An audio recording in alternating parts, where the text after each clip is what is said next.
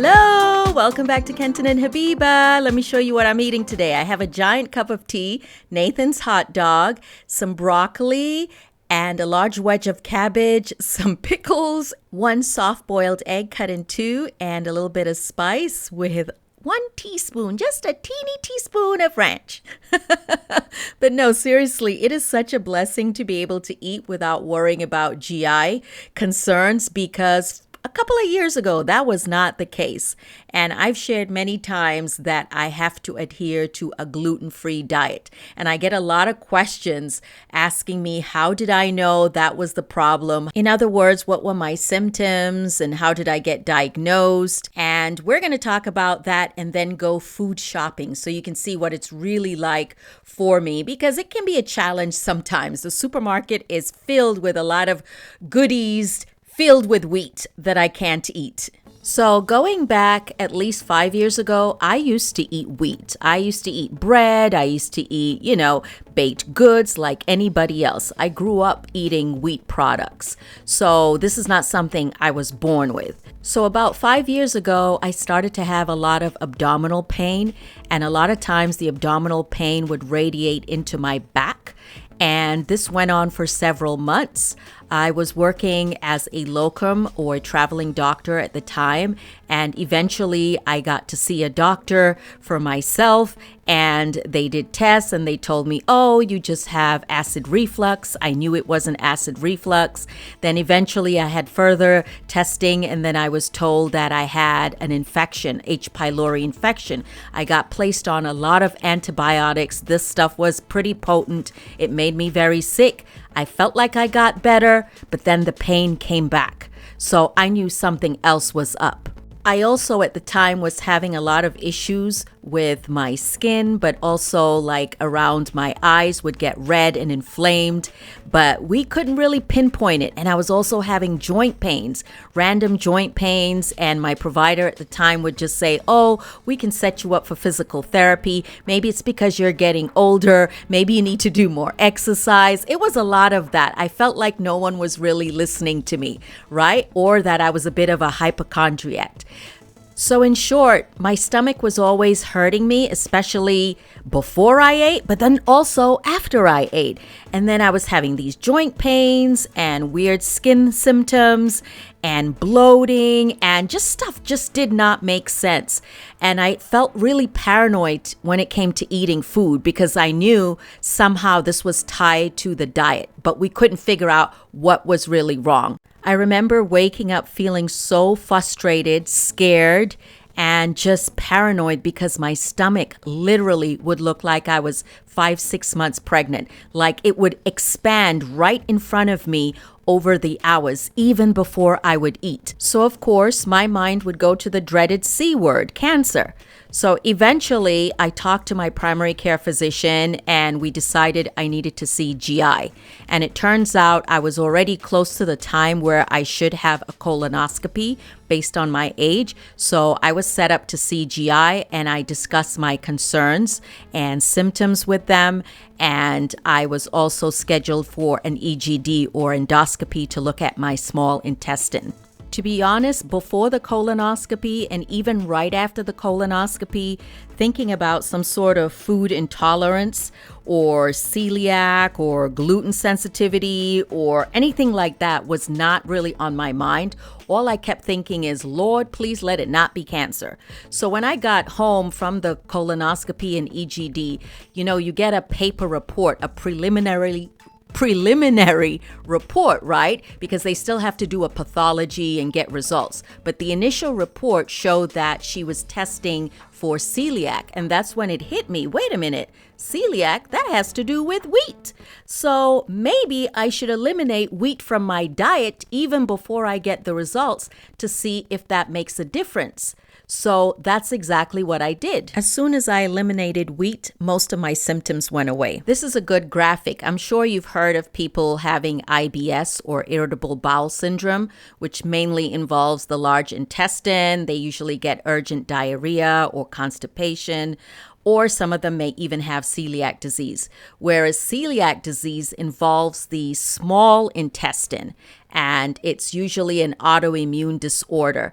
And you get all kinds of symptoms from joint pain, fatigue, weight loss, abdominal pain without really a good explanation. You can have iron deficiency, B12 deficiency, folate deficiency, and a whole host of other symptoms are involved with celiac disease. Whereas gluten sensitivity or non-celiac, they also experience a lot of abdominal pain, and of course they will test negative for celiac disease, but with any exposure to wheat, it triggers symptoms. So it usually involves the small intestine as well, and it improves when you don't eat gluten or you remove gluten from your diet.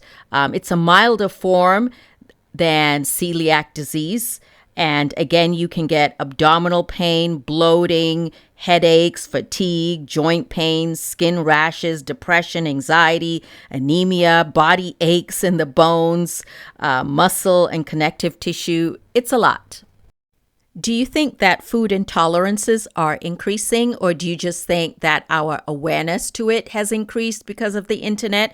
I mean, there are other intolerances, not just gluten intolerance, but also dairy, which can give you abdominal pain, bloating, diarrhea, gas, nausea, but also caffeine intolerances or hypersensitivity, which can give you rapid heart rate, anxiety, insomnia. Then there are also intolerances to salicylate, which can give you asthma, diarrhea, hives. I mean, there's a lot of different other intolerances to food. Do you think it's increased? Some people say it hasn't, but there are also studies suggesting that it has based on the way our foods and medications are produced. So I don't know, but for now, let's talk about what exactly is gluten. Are there any food scientists in the room? Hello? Anyway, gluten is a protein found in rye, wheat, and barley. So think of gluten as a glue. It's kind of like a glue that holds the flour together, or else the flour would just crumble and not be able to maintain its structure. So that's how I think of gluten. Typically, that's what makes regular bread sort of elastic and spongy. And I kind of miss that because you don't get that with gluten-free bread. So here's the thing, why it's so challenging to eat out or shopping for food or eating other people's food. It's not just bread that you have to avoid, but gluten is in most pasta, in most baked goods, cereals, crackers, anything that's breaded or, deep fried with a layer typically has gluten on it. Beer or alcohol, not that I drink, but just for those who do, it's a problem. Tortillas, unless it's corn tortillas. Sauces, oh my goodness. I had to learn that ketchup is not all gluten-free. A lot of ketchup or soy sauce is not gluten-free. I used to love eating out, and I still kind of do, but now I'm very cautious. So for example, in the past, I would eat sushi and I would always have a stomachache or instantly need to run to the bathroom, and it was because the soy sauce was not gluten-free in most restaurants. So you can get gluten-free soy sauce, but it has to specifically say on the container or on the bottle, gluten-free. So again, as long as the food contains wheat, rye, or barley, I cannot eat it. And that is a lot of food in the US when it comes to packaged goods, which is why I try to keep my meals very simple. One ingredient, hopefully, per container, or as minimum ingredients in the containers, because they find ways to sneak in wheat and use it as a filler. For example, even trying to eat healthy oatmeal. A lot of the packages have wheat in them because they're either contaminated with wheat or they're made in a facility that has wheat in it, or it's used as a filler. So you have to be very careful if you're trying to be, strict with your diet. And thankfully, there are a lot of other options when it comes to grains to eat that are healthy. But I just want to point out that eating gluten-free doesn't make someone necessarily healthier if they don't need to eat gluten-free. In other words, if you don't have any significant GI problems or you're not diagnosed with celiac or gluten intolerance, you don't need to go gluten-free to be healthier. In fact, a lot of gluten-free food that is overly processed is not healthy. For example, there are vegans who eat a lot of processed vegan food. For example, the fake burgers or fake meats that are loaded with tons of sodium that look like meat, but they're not meat because they're just highly processed and loaded with tons of salt. So the short of it is, eating a gluten-free diet or any restricted diet should be done under the supervision of a doctor. It is not because it's a fad or a trend. It is not because I'm trying to lose weight. Some people have asked. It's not a choice. It literally is the only way I can eat comfortably and not get sick. So now that I've shared my symptoms and how I found out I couldn't eat gluten, and also shared what things I can and cannot eat, let's go shopping for some food, okay? And then we'll come back and do a little bit of cooking. Yeah. Right there.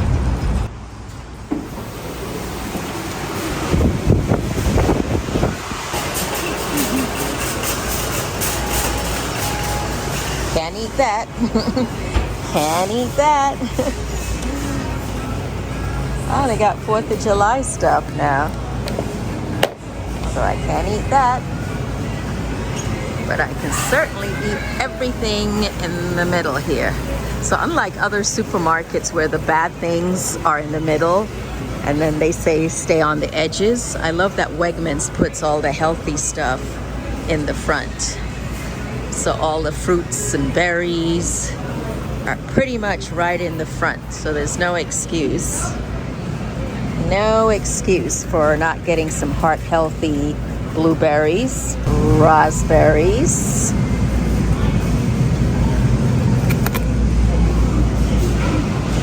strawberries,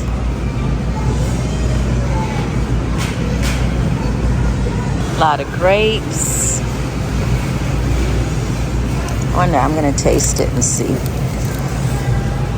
Ooh, that tastes like summer. Ooh, those grapes are good. I think I'm gonna go back and get some. Reminds me of my grandma.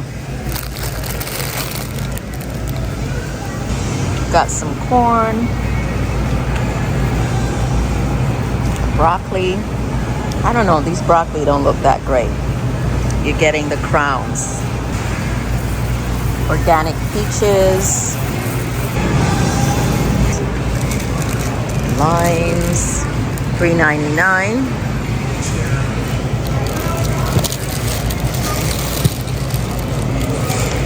I should get some. Yeah, sure. I don't know how sweet they are. The tangerines.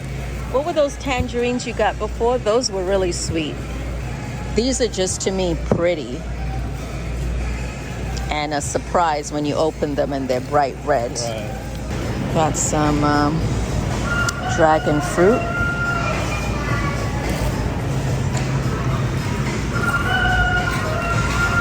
Mangoes. You know what? I was craving mangoes. So like these are old mangoes. You see how they're all wrinkled up. But these look like, I'm gonna get 2. Feel like some mangoes. Yeah, Kareem likes mangoes too. Spring mix, organic, spinach, kale mix. 3? Or are they 2 for some? Okay. 2 then. Yeah, I can't used to use this a lot. It's got this wax on it though here for protection, I guess. Lots of pineapple. They're not quite ripe, but you could get them and leave them on your counter for a few days and they'll ripe. And then they make the place smell so good. Oh, look at these in a box. Fancy. What do we have here? Del Monte pink glow. It's interesting. Jewel of the jungle. I wonder what's so interesting or tasty about these. Oh, and then they have these different types of mangoes, $1.29 each.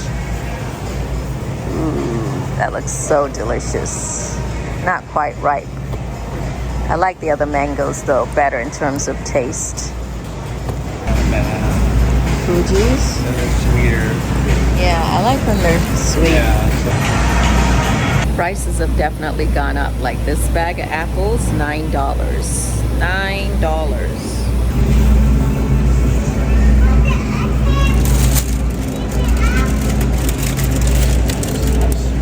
I wonder if these are the Scotch bonnets. The habaneros.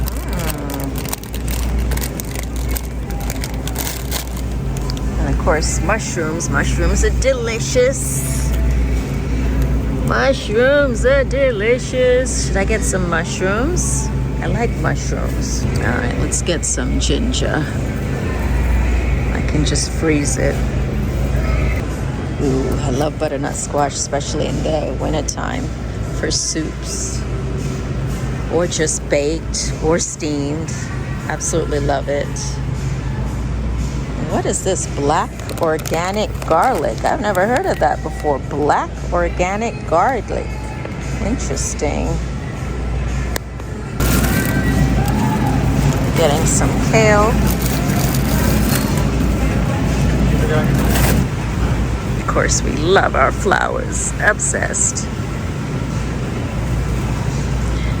But I don't think I'm getting any today. Peonies, $12. Oh, you like the sunflowers? Yeah. Yeah. And the beautiful orchids.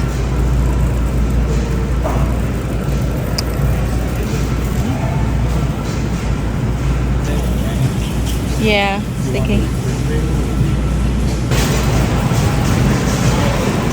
Soybean, buttermilk, bagels. So yeah, I'm craving a little bit of ranch instead of doing mayo. And so we're getting, has no preservatives, right? Yeah. Kosher dills. I can eat that because it's very simple. So I just wanted to show you, for example, these plant-based burgers aren't necessarily, let's see how much salt. 14%, it's a lot of salt.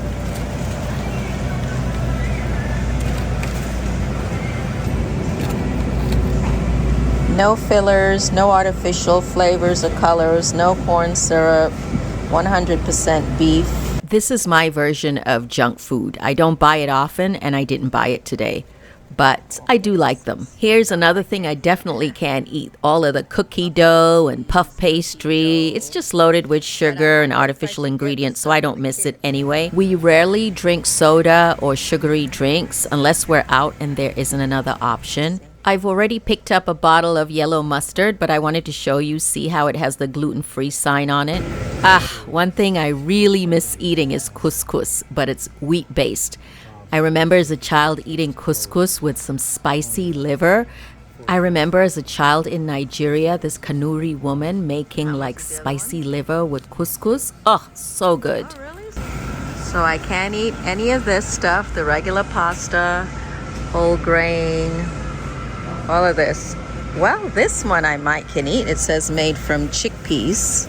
I wonder if this is gluten-free. Yeah, it's gluten-free and it's vegan. So yeah, I haven't seen this brand before, Boo. So, yeah, chickpeas. Yeah.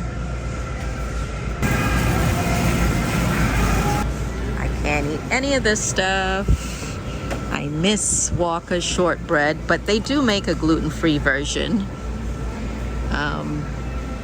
I can't eat this, and it looks kind of good. It reminds me of something I would have eaten as a kid. Pumpernickel bread. And this kind of crackers reminds me of Grandpa. My grandfather, he used to love crackers, not this brand, but similar, with butter. And digestives I also miss. These are so good. So good. But obviously they're wheat. Oh yeah? Okay. This is soy sauce. Yeah, I don't know what that is. Soy sauce? This is a soy sauce alternative. Oh, that's a soy sauce alternative. See how it's not as dark. Yeah, no, I don't want that. I want the soy sauce that doesn't have wheat. Yeah. So that would be. But I do like plantain chips. Or the garlic plantain chips too, I like. I haven't had that in a while. Pretty much most of this I cannot eat the noodles, except I can do the white rice noodles. Yeah, so the rice noodles are fine. Make a nice stir fry rice noodles. I've got these seaweed snacks too, but I'm not getting much for 99 cents. It's so teeny. I'll pass. Kit Kat used to be a favorite candy, or one of my favorites. Can't eat that because the wafers have wheat. But you know what I can make? I can make Rice Krispie snacks. So let's get some marshmallows. Naughty, naughty. This whole section, instead of walking around, is gluten-free. We got the cookies. Should stay away from the cookies though if you're worried about sugar or diabetes, because just because it's gluten-free doesn't mean it's, you know, necessarily the healthiest. But if you're looking for alternatives, so they've got muesli, which I grew up eating as a kid, and this is the gluten-free version. Steel cut oats, because I think I've told you so many times, just because you get oats doesn't mean it's gluten-free. A lot of it is not gluten-free, but this is. Progresso is not gluten-free. You know, Campbell has gluten-free. Oh yeah, I don't remember Campbell having gluten-free before. Because it's always been like, especially at Thanksgiving when you want to do, like, the green beans, casserole stuff, but now they have it. But now also Progresso is doing gluten-free. They haven't done that before. So they're having more and more, you know, gluten-free crispy onions. Doing much more. Yeah, interesting. Yeah. I got IBS friend. Now that's specific. Yeah, it's very specific. That's what I'm saying. No, it's not. Tell you, American stomachs are being messed up, so now they're having to adjust. Yeah, what's interesting, Annie's did it. Right. They've always been known for being that way, right? Of natural ingredient stuff, but also now Kraft is all of a sudden just jumping into it because they see there's a market. It's interesting. What would I do with this? Turmeric coconut wraps. Wow. Okay. Maybe you can make like some sort of spring roll with it. Maybe. Yeah, they got a lot of new products. Oh, Habiba, don't even look at the gluten-free Oreos. I want to, but I really have to watch my sugar intake, because we're not trying to be diabetic. Lots of stuff. So that's why I like Wegmans. See the little mini train up there? All right, lots of chips, pretzels. Then I gotta watch the salt. It's always something. They also have a freezer section. See, it's quite extensive, but I never get anything in here because, again, just because it's gluten-free doesn't necessarily mean it's gonna be super healthy. I mean, you know what though? I do like this bread. I do like their gluten-free version of bread. Sometimes I want a sandwich. Right. Yeah, maybe I'll get this because sometimes I really feel like a sandwich. You probably like that better. Right. That tastes more like a burrito. It's nice. So see, for example, I was about to get these popped cakes because they look like a great scoop to put like vegetables or something nice. Actually, these are the sweet ones. They have the plain ones, but they're made with wheat. I thought it was just rice. No, it's made with wheat. And of course, I can eat nuts. Nuts are fine, you know. Just watch your fat intake if that's a thing for you. But almonds are super, super healthy. Yeah, just watch for the salt. You might want low salt or lightly salted. This is like if you're making desserts. Sprinkle this on cakes. Ooh, I like pistachios. I love the flavor of pistachio ice cream, which I haven't had in a while. Seedless cucumbers. Yeah, I think. In the freezer. Oh, okay. I got one of these seedless cucumbers. I thought you said you're avoiding seedless.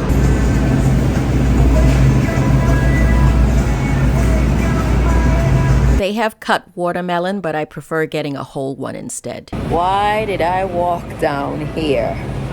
Let me show you what's in front of me. Let me show you.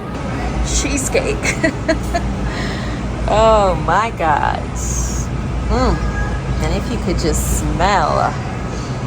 If you could just smell. I mean, they do have a gluten-free area, but it's never as beautiful as all of this.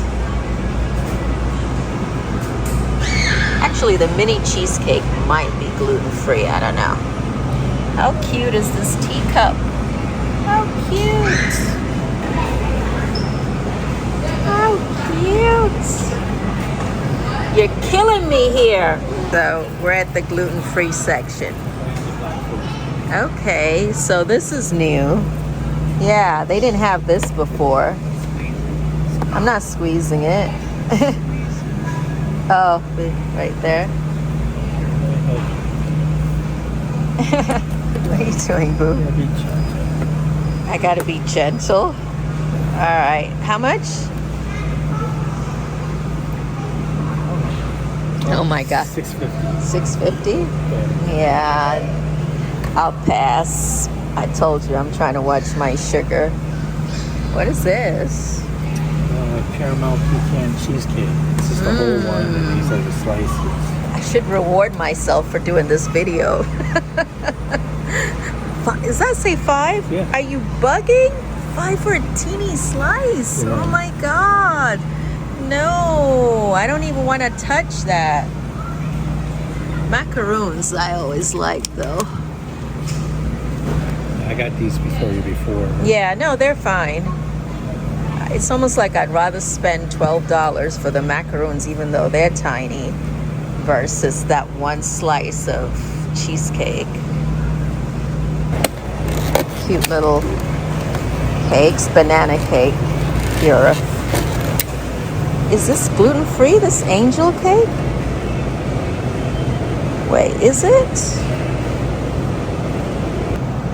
You can also eat poke bowls, so this one's got beets. Oh, I do like beets. Beets, peppers, carrots, cabbage, quinoa.